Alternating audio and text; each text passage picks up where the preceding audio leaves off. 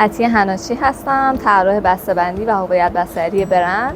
حدود 2 ساله که اینجا فعالیت دارم و برای شبکه سازی بیشتر اومدم کارخونه نوآوری که تونستم افراد حرفه‌ای رو پیدا کنم، باهاشون کانکشن بزنم و باهاشون هم مسیر بشم و بیشتر کسب و کارم رشد پیدا بکنه.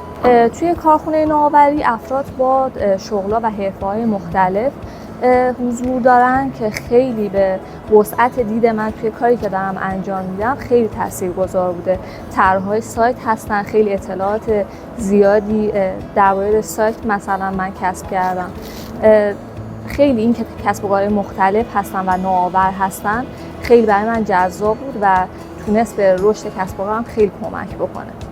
حس می‌کنم این رابطه‌ای که با دولت اینجا ایجاد شده خیلی میتونه کمک بکنه و دید افراد جوون رو نسبت به مراکز دولتی یک مقدار بهتر میکنه که میتونن افراد جوون فعالیت داشته باشن، نوآور باشن و توی همین کشور بتونیم یک فعالیت تاثیرگذاری داشته باشیم و یک جورایی حمایت میشه از افرادی که فریلنسر هستن و کسب و کار نوآورانه دارن.